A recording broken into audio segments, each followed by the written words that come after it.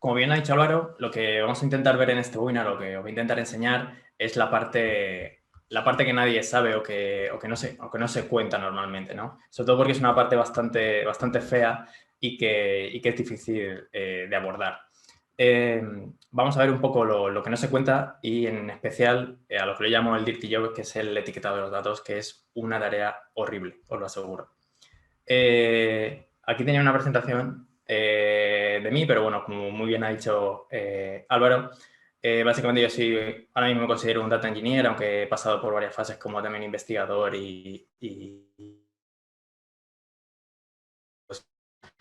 ya mismo me dedico casi las 24 horas, 7 días a la semana, me dedico a tratar con datos en todo el ciclo de vida del dato, ¿no? Desde las primeras fases de ingesta de los datos hasta la fase final de, por ejemplo, realizar o crear modelos de Machine Learning. Además, estoy especializado en Machine Learning, sobre todo en Deep Learning, que tanto está de moda y que a todos está impactando, ¿no? Debido al avance que está teniendo. Y bueno, todo eso lo hago en la empresa donde pertenezco, que es la que fundé, que se llama Tidy Cloud, ¿no? Bueno, un poco lo que vamos a ver en este webinar, esta no tenemos la agenda que vamos a ver hoy. Vamos a ver en sí qué significa esto del data labeling, que mucha gente yo creo que desconoce, que no sabe qué significa exactamente. Y luego veremos, bueno, también veremos que es un problema muy gordo, si se tiene que abordar, hay veces que no se tiene que abordar. Y luego veremos un poco las tecnologías y las opciones que tenemos para poder superarlo y no morir en el intento, porque os aseguro que es muy duro. Y luego me gustaría enseñaros al final unos casos de uso de enseñaros cómo poder hacerlo, ¿no? Por ejemplo, las herramientas que existen o qué posibilidades tenemos para poder abordar esta problemática o este proceso que es bastante feo. Para empezar, creo que lo ideal es entrar en contexto en el mundo del Machine Learning, sobre todo el Machine Learning en el mundo real, ¿no? En el mundo en el que vivimos hoy en día. No voy a entrar en detalles, sino simplemente para la gente que no conozca tanto el Machine Learning en sí, destacar los 4 elementos que yo creo que son los que se puede dividir el Machine Learning, que son los datos, los algoritmos, los modelos y sobre todo el valor. ¿Qué significa cada uno de ellos? Bueno, los datos, al fin y al cabo, son los datos con los que vamos a trabajar, ya que sin datos no podríamos hacer modelos de Machine Learning, ¿no? Los algoritmos son los algoritmos que nosotros elegimos o que creemos que son los mejores para poder realizar modelos, tener esos modelos predictivos, ya sean, pues, algoritmos tenemos infinitos, ¿no? Por ejemplo, unas técnicas o algoritmos serían de Deep Learning, los árboles de decisión, bueno, existen muchísimos. Y luego serían los modelos en sí, que es al fin y al cabo el artefacto que nosotros conseguimos con un proceso de Machine Learning, con un proyecto de Machine Learning. Es como el producto que nosotros conseguimos que va a hacer predicciones automáticas y que tenemos que poner en producción para tener un valor. Sobre todo esta última parte porque se nos olvida y es conseguir un modelo suficientemente bueno para poner en producción y conseguir un valor de ello, ¿no? Conseguir un retorno. Porque os aseguro que conseguir ese modelo no es nada fácil y es una tarea bastante exigente que implica muchos procesos, muchas tareas y sobre todo muchas personas. Algo que no se cuenta o que ya cada vez se está viendo es que, por ejemplo, 1 de cada 10 proyectos que se llevan a cabo relacionados con el Machine Learning, que al fin y al cabo es lo que os acabo de contar, ¿no? Que es poner un modelo que hemos creado en producción, solamente 1 de cada 10 llega a tener éxito, ¿no? Y tenemos ese retorno de valor o de esfuerzo que se ha tenido que destinar a realizar ese modelo de Machine Learning, solo 1 de cada 10 se llega a poner en producción y tener ese valor. Como veis, esto la verdad es que es un porcentaje bastante bajo y es que a lo largo del ciclo de vida de un modelo de Machine Learning existen diferentes fases en las que nos podemos estancar o podemos tener una problemática en la que no podemos avanzar, ¿vale?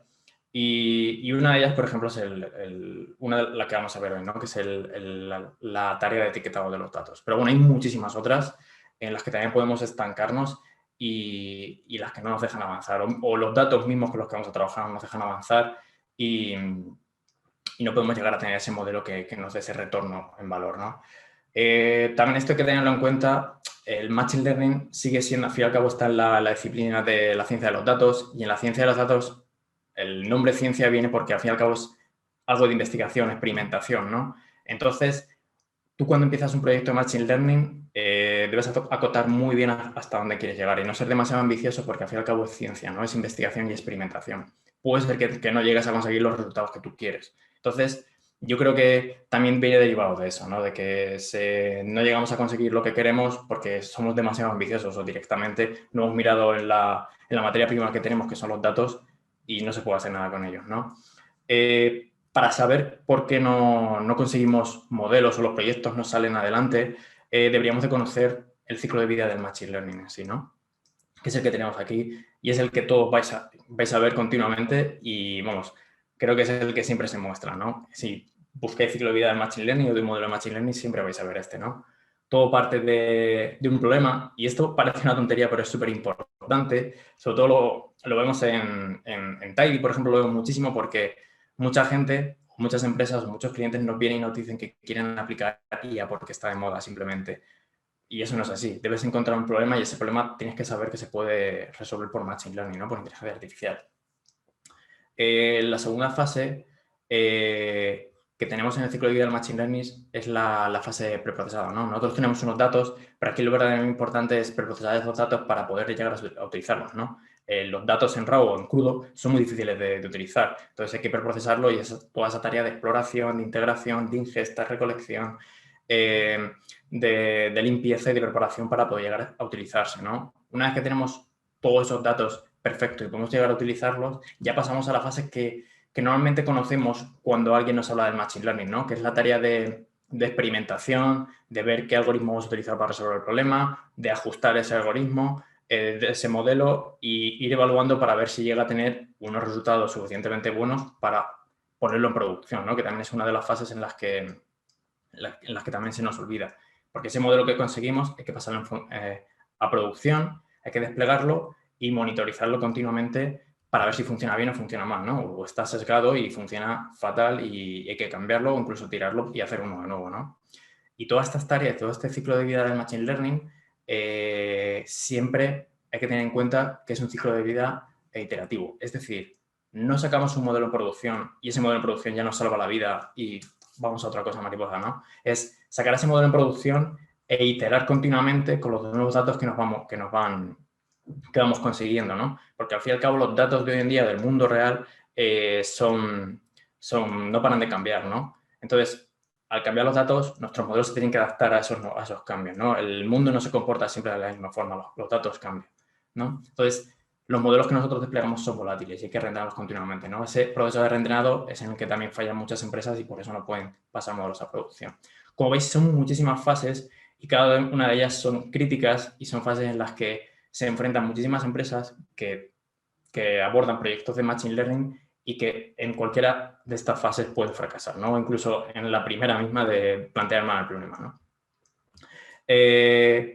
Y algo que también no nos cuentan o que normalmente no se cuenta es cuando nosotros queremos realizar la experimentación o el entrenamiento de modelos de Machine Learning, ya que cuando empezamos a aprender Machine Learning, aprendemos a realizar los experimentos, a ajustar los modelos, a evaluarlos, funcionan bien, funcionan mal, pero lo que no nos cuentan es que partimos de unos datos que están perfectos, ¿no? Partimos de un escenario ideal, que esos datos están perfectamente limpios, toda la fase anterior de preprocesado nos la hemos saltado y partimos de unos datos que son perfectos, ¿no? Como por ejemplo podemos ver en competiciones o ya os digo, en la misma, a la hora de aprender, ¿no? Machine Learning o Deep Learning, nos encontramos con unos datasets que son perfectos, ¿no? Perfectamente etiquetados, todos están súper limpitos y perfectos para poder entrenarse ya, ¿no? Para que nuestra máquina los entienda. Pero si nosotros queremos hacer un proceso de principio a fin, tenemos un problema específico que queremos resolver, nuestros datos son así, o sea, son feísimos, están desorganizados y sobre todo no están etiquetados, ¿vale?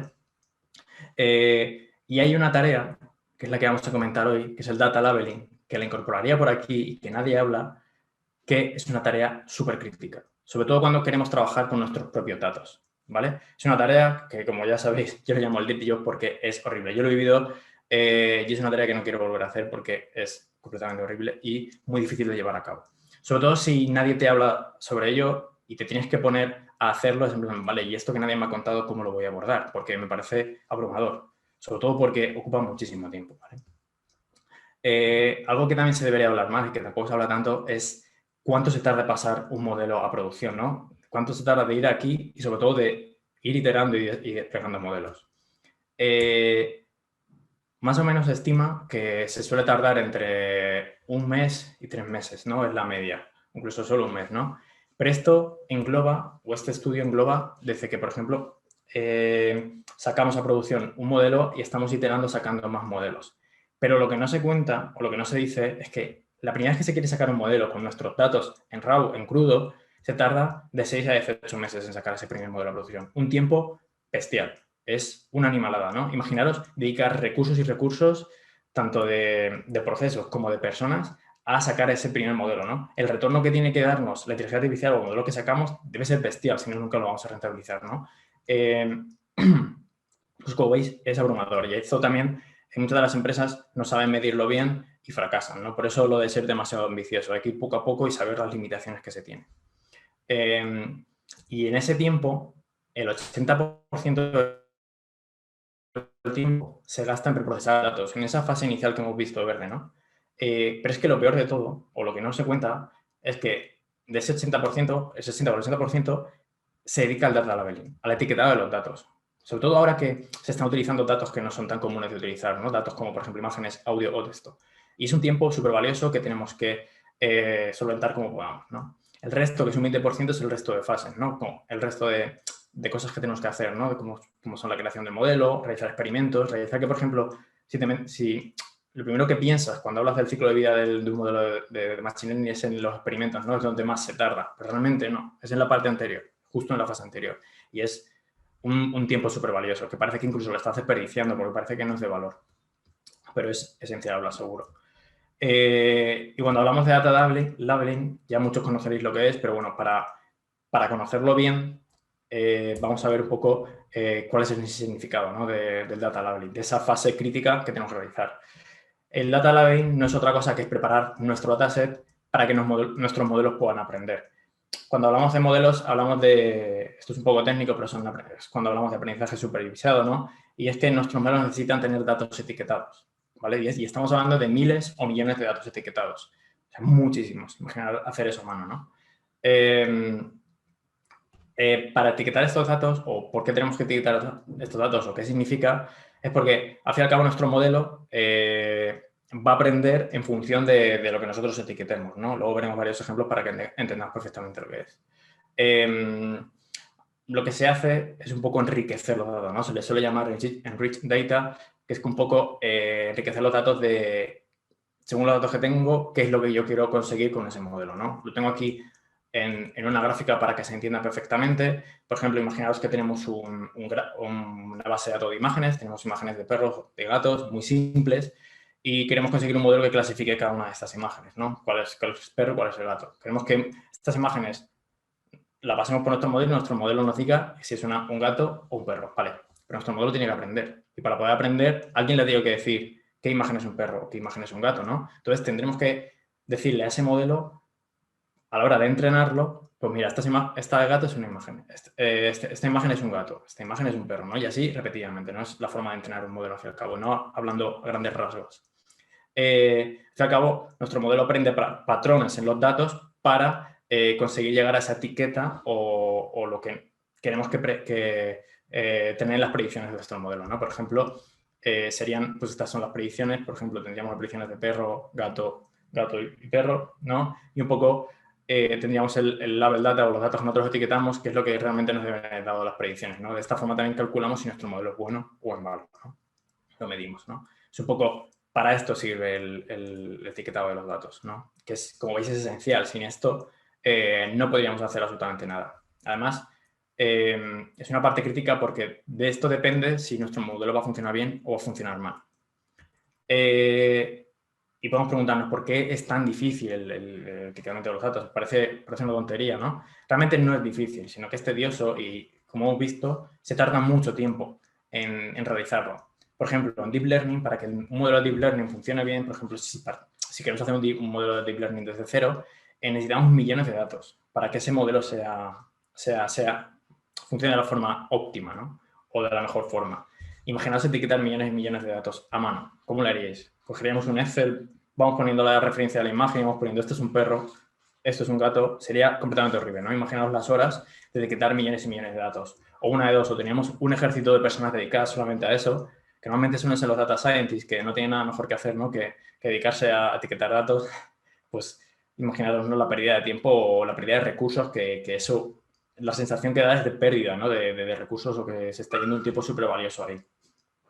Y luego lo que os comentaba, que además es una tarea que es súper crítica, porque dependiendo de cómo nosotros etiquetemos, nuestro modelo funcionará bien, funcionará mal, ¿vale? Entonces, es algo súper crítico. Si nosotros vamos etiquetando en plan, como es una tarea muy repetitiva, vamos etiquetando un poco al alza, pues los resultados que vamos a conseguir con nuestro modelo van a ser pésimos. Van a ser, pues, como se ha etiquetado al fin y al cabo, ¿no? O sea, como veis, es una tarea tediosa, manual y que tiene que ser precisa, ¿vale?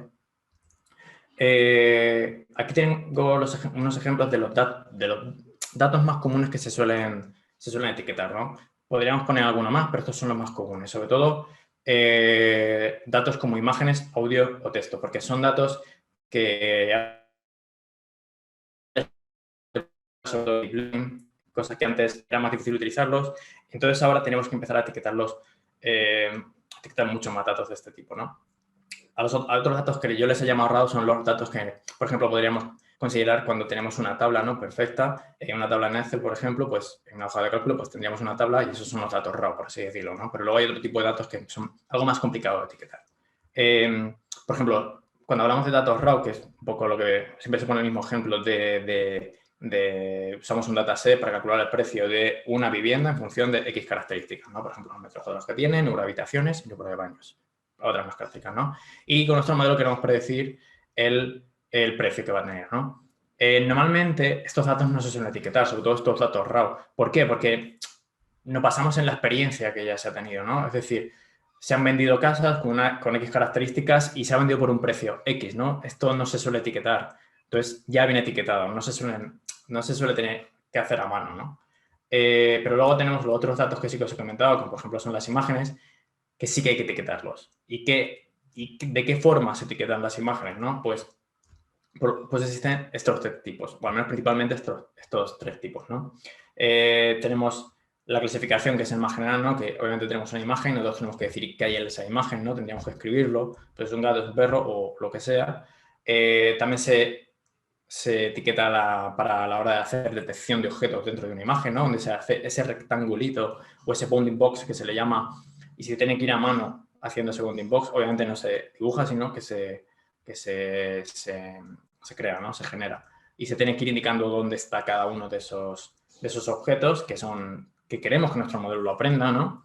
Y luego también tenemos la segmentación en imagen, ¿no? Que al fin y al cabo es saber píxel a píxel exactamente qué es cada objeto que aparece en la imagen, ¿no? Por ejemplo, esto un poco sería la segmentación que podría tener un coche autónomo, que por ejemplo, pues, la calle, los coches, las aceras, la vegetación, los edificios, ¿no? Esto es en cuanto a imagen. Pero también podemos hacer etiquetado en audios. Y es muy parecido a lo que hemos visto, pero algo distinto, ¿no? Podríamos clasificar los audios. Por ejemplo, imaginaros un modelo que queremos clasificar el género que se está escuchando, pues tendríamos que decir si un audio pues, se está escuchando rock, se está escuchando pop o se está escuchando lo que se esté escuchando, ¿no? También podríamos hacer detección dentro de ese audio, como por ejemplo en qué cachos del audio se escucha qué cosa, ¿no? Por ejemplo, aquí se escucha un coche, aquí se escucha una persona, aquí se escucha un perro, ¿no? Tendríamos que etiquetar exactamente en qué zona se está escuchando cada uno de esos objetos que nosotros queremos detectar, ¿no? Y algo que también se está haciendo mucho, sobre todo ahora que está tan de moda, ¿no?, los asistentes de voz, es el tema de la transcripción, ¿no? Coger una transcripción de un audio, ¿no? Tenemos un audio y queremos sacar en texto lo que se dice en ese audio, ¿no? Lo que dice una persona en ese audio. Algo que también es muy común de etiquetar y que se está haciendo mucho es el texto en sí, ¿no? También muy parecido. Lo que se hace es clasificar el texto. Por ejemplo, cuando tenemos reviews o opiniones de una tienda de venta online, pues queremos saber si los comentarios son positivos o son negativos, ¿no? Al margen de las estrellitas que nos pueden dar. Pues deberíamos de saber si un comentario es positivo o es negativo, por eso deberíamos de clasificarlo y todo eso se tiene que hacer a mano. O, por ejemplo, detectar keywords que aparecen en ese texto, como por ejemplo pues, fechas, personas u organizaciones, ¿no? También se está empezando a hacer etiquetar directamente documentos enteros, ¿no? Que nosotros pasemos documentos a modelos de Machine Learning y nos digan key phrase o puntos importantes que se comentan en ese documento, ¿no? Pasamos un PDF y dime en el PDF de qué va y cuáles son los puntos importantes que yo debería de destacar, ¿no? Pues también, imaginaos, tener que etiquetar documentos de PDF enteros. O sea, para morirse, ¿no?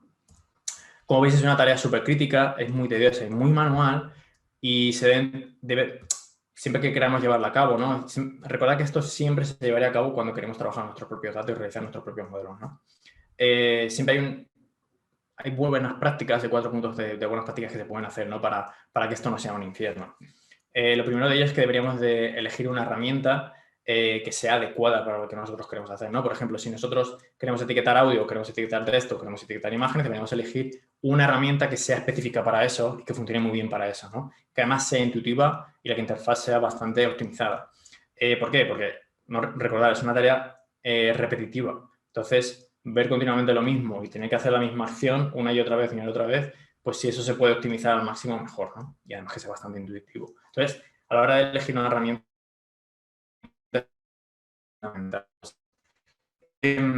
también buenas prácticas es, ya si es difícil anotar millones de datos, imaginaos, pues se deberían de anotar por varias personas distintas. ¿Por qué? Porque una persona puede tener errores. Entonces, normalmente lo que se hace es etiquetar los mismos datos, pero varias personas, para así tener un consenso y coger, para así decirlo, la media de lo que se ha etiquetado en todas esas personas, ¿no?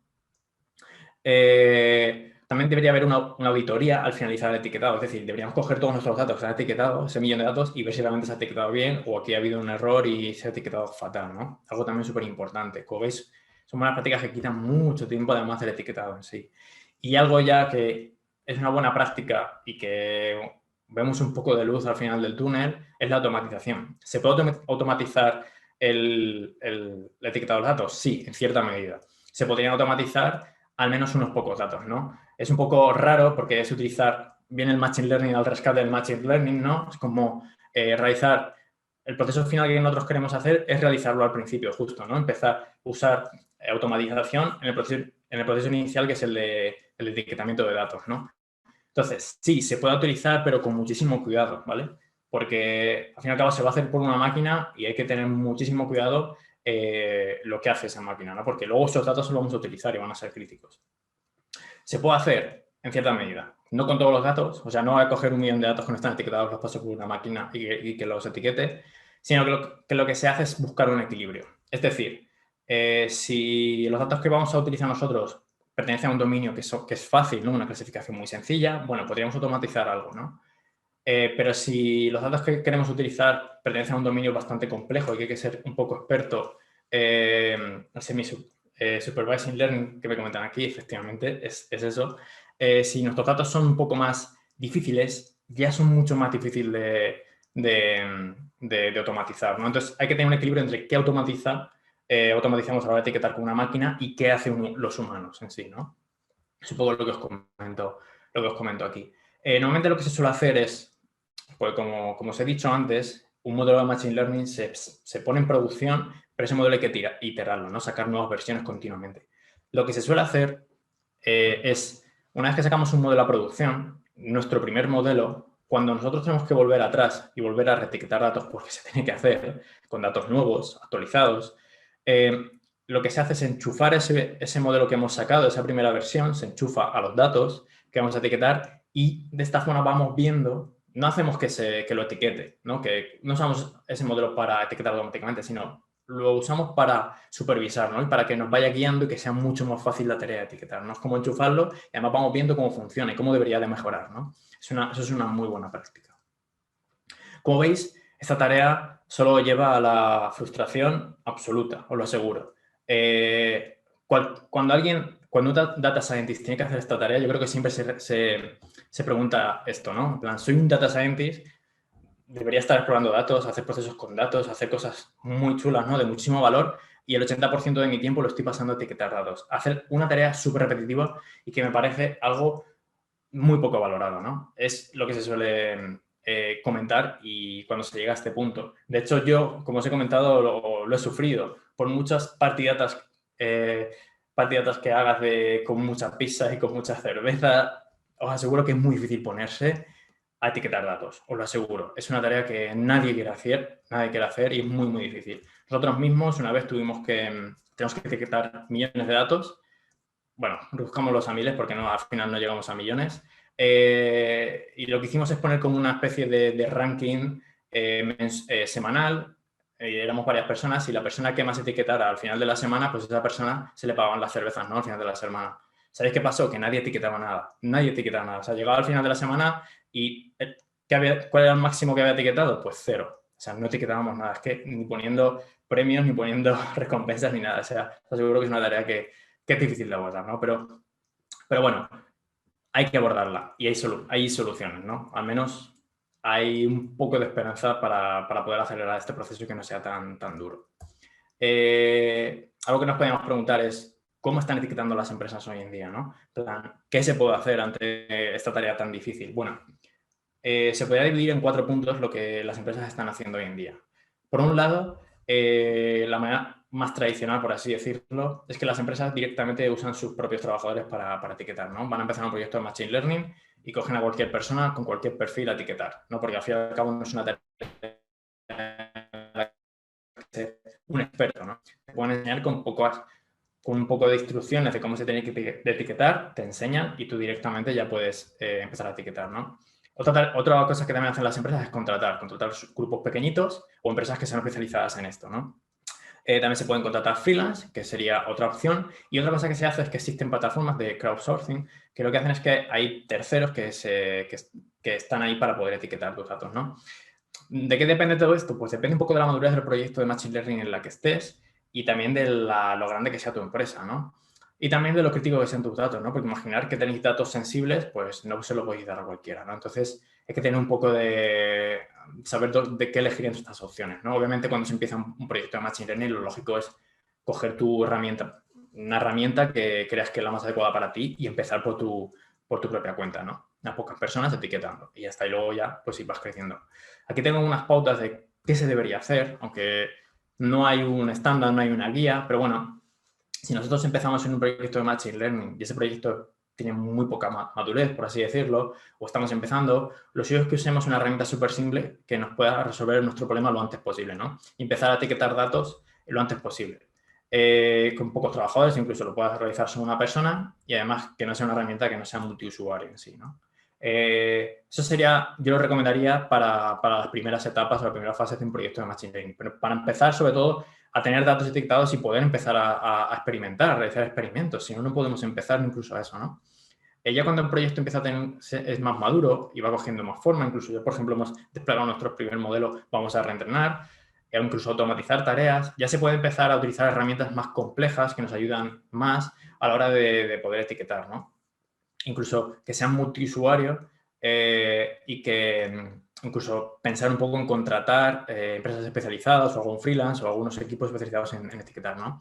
Ya cuando los proyectos están avanzados y están consolidados, ya está funcionando, esa tarea habrá que automatizarla o acelerarla lo máximo posible. Todo lo que se suele hacer es utilizar herramientas que ya son gestionadas, nos dan el hosting, nos dan toda esa gestión de los usuarios que pueden estar etiquetando y aquí ya sí que se debería de contratar a expertos para que etiqueten continuamente, ¿no? Porque, o empresas o como lo queramos hacer, porque si no, no daríamos abastos. Y sobre todo tener herramientas que ya sí que sean multiusuario para que muchos usuarios puedan acceder a los mismos datos, ¿no? Entonces, si nosotros imaginamos que empezamos un proyecto y debemos elegir una herramienta de etiquetado, ¿no? Diréis, bueno, tampoco existirán muchas o yo creo que existen unas puntuales que todo el mundo usa, pues no. Existen muchísimas, existen una barbaridad de etiquetas, de herramientas de etiquetado, lo aseguro.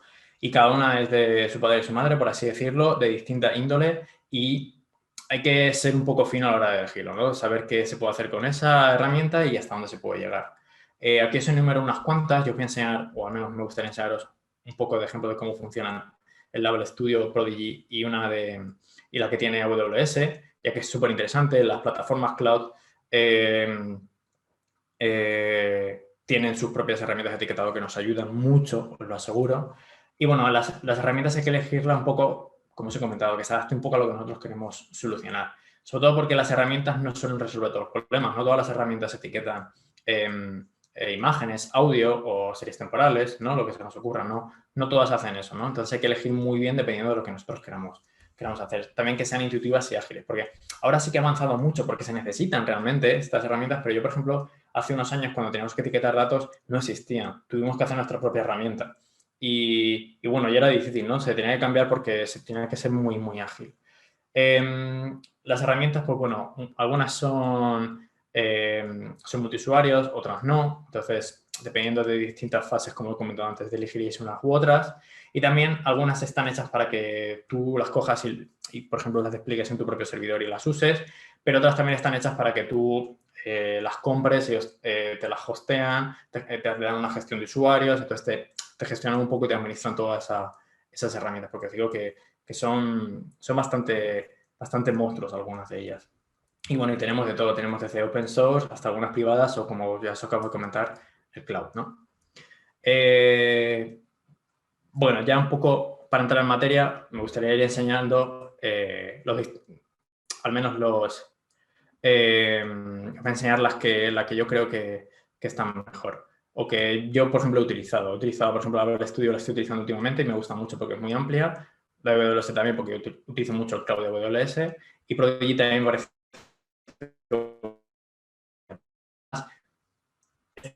cada una muy distinta, sobre todo por la solución o producto que ofrecen. Me preguntáis por el chat que ¿cuál elegirías para series temporales? Pues una muy buena pregunta porque Prodigy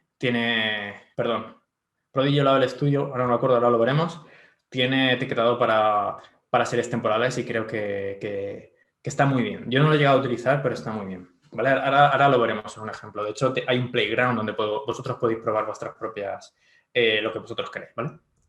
Vamos a empezar a ver Label Studio, que es una etiqueta que es una solución open source, pero también ofrece una solución o un producto enterprise, por así decirlo, ¿no? Donde te dan todo el hosting, ellos te hostean la aplicación y te dan esa administración de usuarios que tú quieras, ¿no? Entonces, es mucho más potente, obviamente, la versión enterprise, por eso hay que pagarla. Y la open source, bueno, está un poco para trastear, pero bueno, si consigues en esas primeras fases iniciales de tu proyecto utilizarla, es perfecto, porque es muy potente. Es muy potente, ¿vale?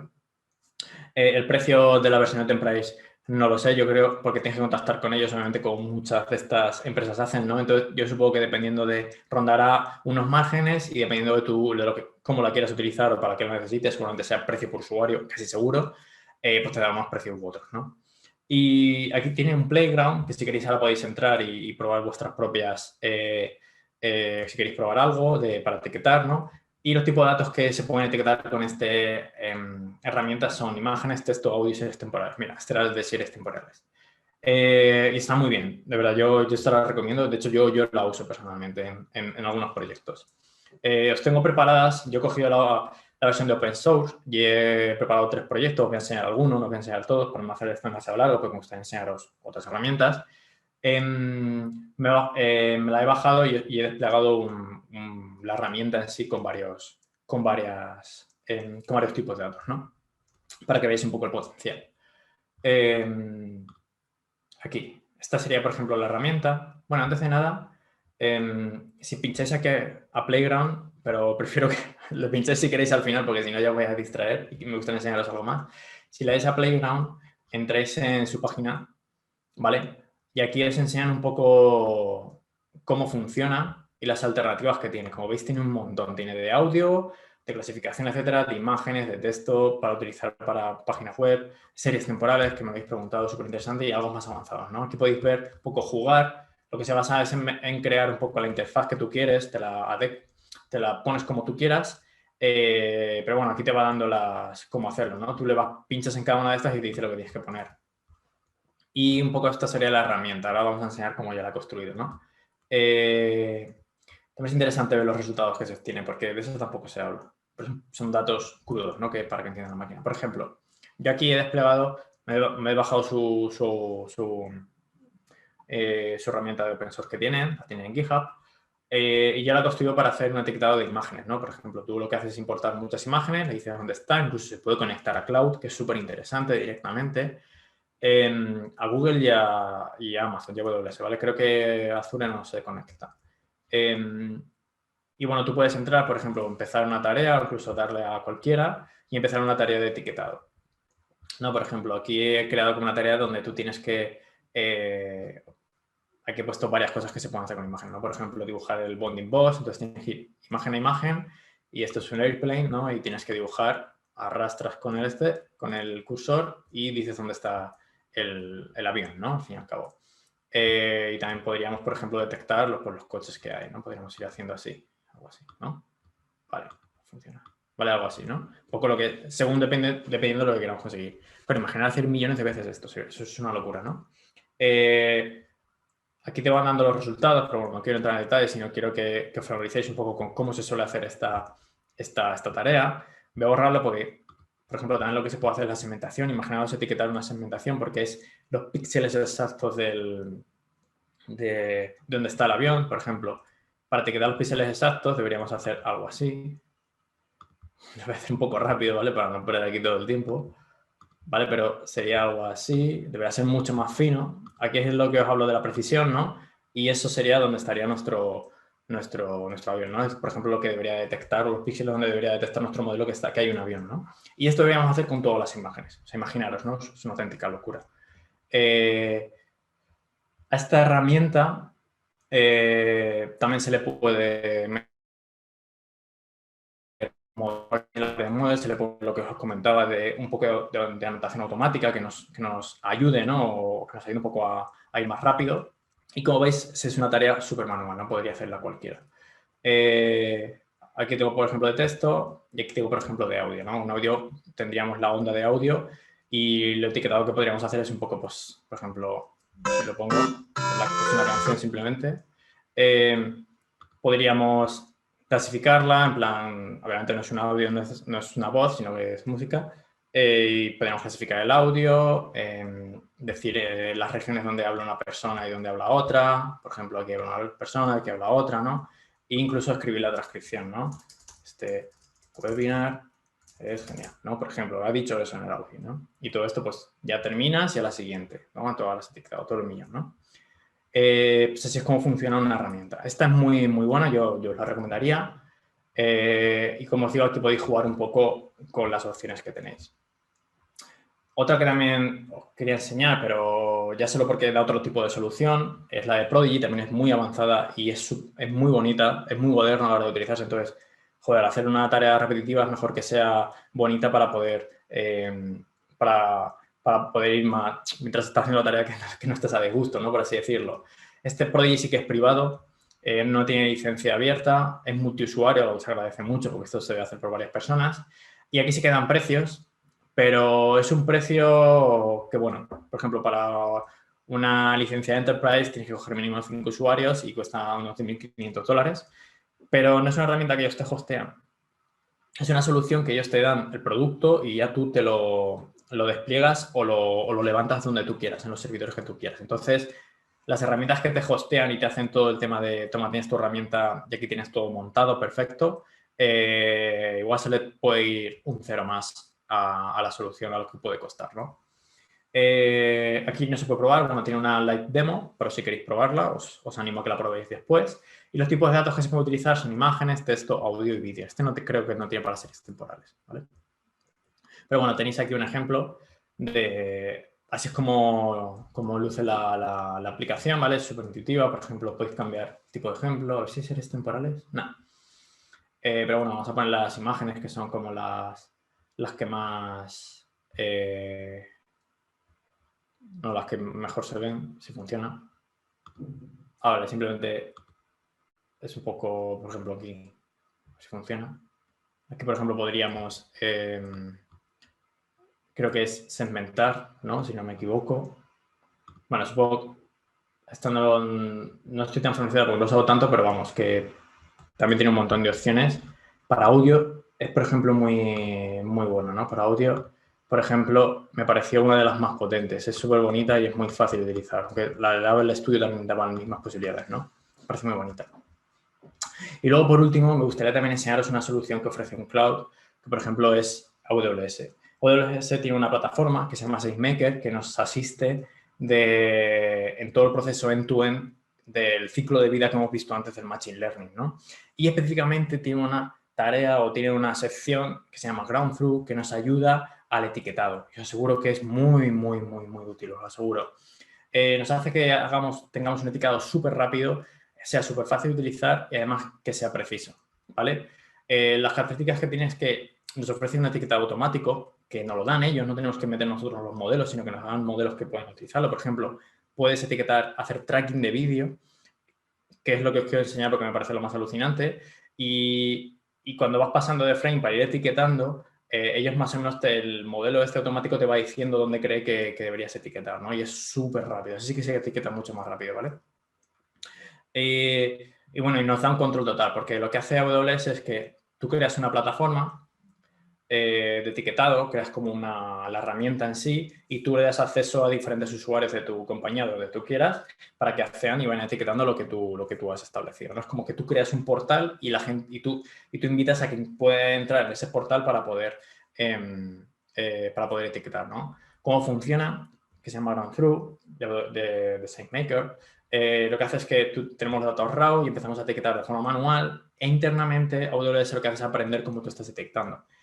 Y a cierto momento te dice que esta actividad la función automática y lo que hace es que te va automatizando el etiquetado, ¿vale? Lo que hace es aprender de cómo se etiqueta y es un modelo que los aspectos. Y si dependiendo de la confianza con la que etiquete, te avisa y te dice, mira, he etiquetado esto, pero no estoy tan seguro, puedes revisarlo. Entonces eso también ayuda mucho, ¿no? Entonces lo que haces es primero etiquetas de forma manual y luego en paralelo un humano y una máquina, ¿no? Que es muy, y luego ya pues tienes todos tus datos entrenados y mucho más rápido, por así decirlo. También es más caro, lo aseguro. No tanto como una herramienta hosteada, como os he enseñado antes, ¿no? ¿Qué podemos etiquetar con Crowdthrough? Bueno, este no tiene audio, pero bueno, tiene imágenes, tiene un montón de cosas. Tiene para vídeo, me parece una pasada para etiquetar vídeos. Para texto también me parece una pasada. Y también puedes meter tu propio etiquetado. Por ejemplo, metes tu código HTML y lo puedes también hacer, ¿no? ¿Qué valor te da? Pues que te crea toda la plataforma de usuarios para acceder, ¿no? A ella. Con un login, por ejemplo. Y también lo que hace es etiquetar Point Cloud. ¿Qué es el Point Cloud? Son datos, son más o menos nuevos, son datos que se utilizan en la conducción autónoma, ¿no? Son sensores, son sensores que se ponen normalmente en el techo de los vehículos y son láseres que lo que hacen es mapear en 3D una nube de puntos. Como podemos ver aquí, todo lo que vemos aquí son puntos de un mapeo de lo que puede ver el coche a su alrededor, ¿no? Eso también se puede etiquetar, algo que es súper novedoso y nuevo que no hacen todas las herramientas de etiquetado. También nos da tres opciones de etiquetado ground truth, que son, por ejemplo, que etiquete la propia empresa en sí, ¿no? Tú metes los correos de los usuarios que tú quieres que etiqueten y les llega un link para entrar al portal y poder ir etiquetando, ¿no? Pero también puedes contratar empresas específicas en esto, ¿no? Que es etiquetado de terceros, que no es muy caro. Y también tiene un servicio que se llama Mechanical Turk, que lo que hace es que hay gente que para ganar un poco de dinero, pues lo que hace es entrar y etiquetar unos pocos datos tuyos, ¿no? Se ofrecen, por así decirlo, y es más barato. Para que veáis un poco los precios que tienen esta solución, se paga por objeto etiquetado, ¿no? Por cada unidad de datos que quieres etiquetar y más o menos los precios son estos, ¿no? Si vas a etiquetar a menos de 500.000 datos o objetos, llamémosle así, cada objeto cuesta $8, 8 céntimos, o bueno, casi 8 céntimos, ¿no? De euro. De entre 50.000 y 100.000 es la mitad y ya más de 100.000 es la mitad, ¿no? $0,02 por cada objeto, ¿vale? Aquí tenemos un ejemplo. Por ejemplo, si queremos detectar, ¿no? Hacer la bounding box de personas en 40.000 imágenes, pues nos costaría $3.000, que es algo bastante grande, ¿no? O sea, es un precio bastante alto, pero la facilidad y la rapidez que nos da es muy, muy, muy alta, os lo aseguro. Empresas, después de abordar esta tarea, os aseguro que no le importaría pagarlo por los recursos que tienen que dedicar, que son más de $3.200. Por ejemplo, si queremos detectar bounding box de vehículos en un vídeo y ese vídeo tiene un millón de frames, pues nos costaría $20.000, ¿vale? Como veis, son precios altillos. También pues, utiliza el Mechanical Turk, que son personas que se ofrecen a etiquetarlo, que es un poco más barato, como veis aquí, que son 0,02 por objetos, ¿no? Nos da un free trial para que lo podamos probar, donde los 2 primeros meses nos dan 500 objetos que podemos etiquetar cada mes, ¿no? Y aquí os voy a enseñar un poco, he creado ya varios, obviamente no voy a entrar en detalles, pero me he creado varios proyectos que quiero enseñaros, ¿no? Por ejemplo, he creado uno de texto, para etiquetar imágenes y etiquetar vídeos, y uno que he completado. Os voy a enseñar el de vídeo porque parece alucinante, ¿no? Por ejemplo, este es el portal al que entrarías, ¿no? Las personas que tú quieres que puedan etiquetar entrarían con su correo y contraseña. Y veis que tiene un logout, ¿no? Para que me pueda desloguear. Y bueno, estas son las tareas a las que puedo hacer, que son las de antes, ¿no? Etiquetar el tracking de objetos en vídeo, clasificación de imágenes y clasificación de texto. Vamos a ver el del vídeo porque me parece muy interesante, sobre todo por ese modelo automático que nos ayuda a etiquetar.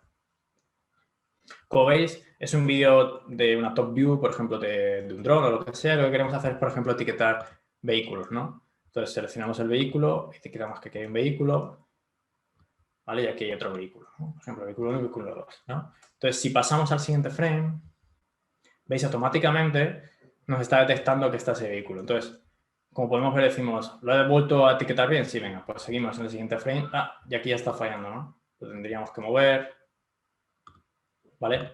Es un poco lo que está haciendo. Aún no ha aprendido demasiado bien y yo creo que se queda en el mismo sitio, ¿vale? Pero bueno, nos solo, ¿no? Y no tengamos que ir etiquetando uno a uno, ¿vale? Entonces ya terminaríamos, le daríamos a Submit y ya lo tendríamos, ¿vale? Es un poco en lo que nos ayudaría. Bueno, tenemos Zoom y tenemos distintas cosas. Ya para acabar, un poco ya hemos visto qué herramientas hay, qué posibilidades hay, cómo deberíamos empezar si quiero abordar un proyecto de estas características. Me gustaría comentaros un poco hacia dónde vamos, ¿no? En plan, es una tarea muy manual, muy repetitiva, cómo se podría abordar, cómo se podría un poco resolver, ¿no? Porque es muy difícil de llevar a cabo, lo aseguro. Es muy dura, más que difícil. Bueno, como hemos visto, es una tarea que no es difícil de llevar. O sea, lo podría realizar cualquier tipo de persona. Tenga el perfil que tenga, ¿no? No debe de tener un perfil cualificado. Depende de los datos que queramos etiquetar, ¿no? Pero con unas instrucciones básicas se podría hacer, ¿no? Entonces, está especulando que, ya que se dice, ¿no? Que realmente es como una realidad, la IA o la automatización de procesos está poniendo en riesgo muchísimos trabajos que son de baja formación, que se pueden automatizar, porque son repetitivos. Se está especulando que, por ejemplo, esta tarea de etiquetar datos sea una tarea que genere trabajos nuevos, ¿no? De cualquier persona puede entrar, como por ejemplo veíamos en Mechanical Turk, o estas plataformas de crowdsourcing, que personas puedan entrar y etiquetar datos, ya que es una tarea que es bastante fácil que pueda usar y que pueda realizarla cualquier tipo de perfil de persona, ¿no? Y cada vez más es una tarea que se va a demandar más, porque cada vez hay más datos y se van a poder generar mejores modelos, ¿no? Entonces, es una tarea vamos, que se va a poder llevar a cabo por cualquier tipo de persona, si se pone como a disposición mucho más fácil de cualquier persona, ¿no? Imaginaos una aplicación, pues, que cualquier persona pueda entrar y etiquetar tus datos, ¿no? Luego tienes que tener un proceso de validación, también si tienes datos sensibles, pero bueno, es algo que se puede llegar a plantear, ¿no? Creo bueno, que se puede abordar y ver cómo puede llegar a hacerlo, ¿no? Yo creo que va un poco por ahí los tiros y lo veremos en pocos años. Y bueno, hasta aquí el webinar. Espero que hayáis visto un poco el trabajo sucio que no cuentan y que se debería de saber, ¿no? Que es el de etiquetado de datos. Y bueno, espero que os haya gustado y que un poco ya habéis visto qué significa y cómo poder abordarlo así, ¿no? Si tenéis cualquier pregunta, vamos, estoy aquí para responderla. Dejo ya... No sé si quieres hablar, Álvaro. Bueno, o sea, realmente yo te agradezco te agradezco el webinar y la verdad es que sí que es una cosa que uno se pregunta por qué no se aborda de manera más clara, sobre todo a la hora de desarrollar proyectos o enfrentarse a cualquier tipo de trabajo, lo que hay detrás, que son este tipo de trabajos más rutinarios que suponen... Mira, ¿tienes alguna pregunta? Dice Alex Rodri, ¿para cuándo uno de poner Deep Learning en Pro? No está nada mal ese.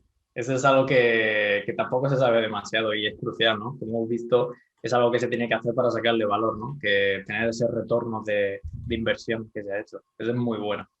Es muy bueno. Oye, a lo mejor es una oportunidad de negocio de uno de los webinars. Aquí todo es posible, todo es posible. Que no, es el momento de que vosotros, los que nos acompañáis, podáis abrir micrófonos, seguir utilizando el chat, como habéis hecho durante todo el webinar, para hacer preguntas o estas sugerencias. Y aprovechar que tenemos hoy a un profesional como Daniel, que no es tan habitual, pero que bueno, que ya se irá andando o se irá haciendo más frecuente. pero aún así aprovechar la oportunidad para preguntar todo lo que tengáis.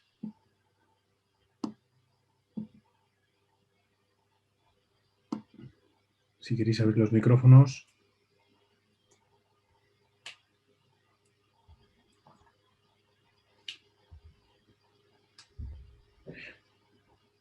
Hay veces que cuesta que arranquen, y entonces es cuando yo directamente les amenazo. Daniel, tú que no eres, les amenazo y digo, mira, último minuto de webinar, voy a darle las gracias, voy a agradecerle a Daniel que haya estado con nosotros, y si alguien sobre la bocina quiere hacer una pregunta, dado que habéis estado haciendo durante el webinar, entiendo que ha ido resolviéndolas, pues lo de las series temporales, etcétera.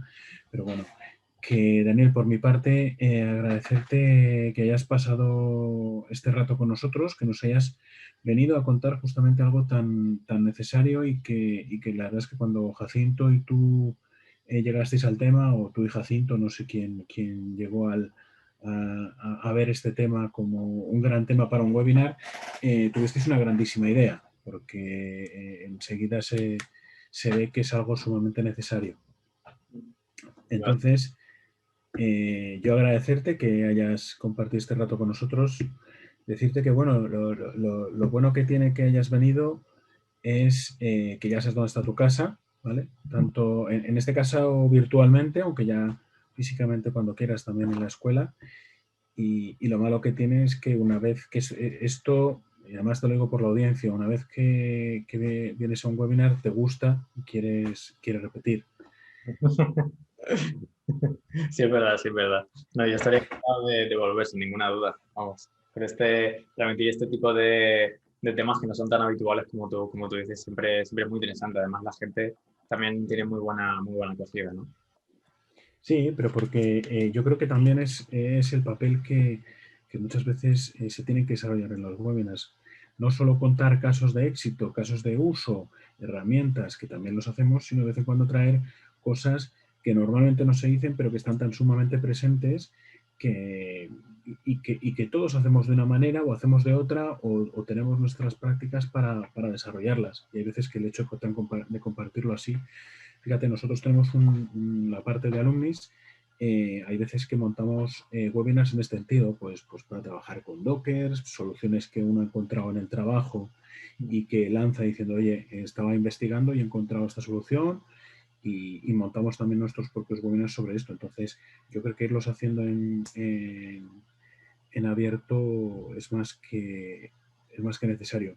Mira, Ignacio Lorente Pérez dice, para el etiquetado de análisis semántico, ¿qué herramientas recomendarías? Es muy bueno. Pues, por ejemplo, el que hemos visto del Apple Studio tiene una opción. De hecho, la tenía preparada, pero no la he llegado a enseñar por tema de tiempo, ¿no? Para no alargarnos más. Pero tiene una opción y es súper intuitivo, es muy fácil de hacer. Sobre todo porque el análisis semántico es algo que se está pidiendo, se solicita muchísimo. Entonces es algo que sí que suele incorporar, ¿no? Este tipo de herramientas. O sea que yo, por ejemplo, te recomendaría esa. Si, por ejemplo, supieras algo de cloud, la última que he enseñado de Groundflow también tiene algo que es muy bueno y muy útil de utilizar. Vale, lo que comenta el tiempo es que yo le he dicho que nuestros webinars suelen la duración de nuestros webinars. Lo que pasa es que le he dicho que hoy podíamos contar con el pequeño inconveniente de que están tan celosos del éxito que están teniendo estos webinars que han decidido poner partidos de la Champions justo después, y entonces hay gente que compite con nosotros, y entonces pues hombre, no, realmente pues para que todo el mundo pueda desarrollar estas píldoras técnicas y tener también tiempo para poder, después de un día duro de trabajo, pues ver recompensada una pasión como es animar a su equipo de fútbol. Entonces, dicho esto, os esperamos el próximo jueves también. Nos centraremos en People Analytics y cómo la analítica, la transformación digital en People Analytics lleva a organizaciones exponenciales. Cómo trabajar desde la parte de recursos humanos, pero también desde la técnica, y sobre todo cómo buscar desarrollar ese cambio organizacional tecnológico que es fundamental para desarrollar proyectos, incluso los técnicos. Si una organización no sabe cómo valorar toda la parte técnica o no lo termina de entender, para llevar a cabo un proyecto es muy importante esa transformación. Y dicho esto, Daniel, de nuevo gracias y al resto os deseo también mucha salud y nos vemos el jueves en el próximo webinar. Muchas gracias a ti, Álvaro. Muchas gracias. Hasta luego.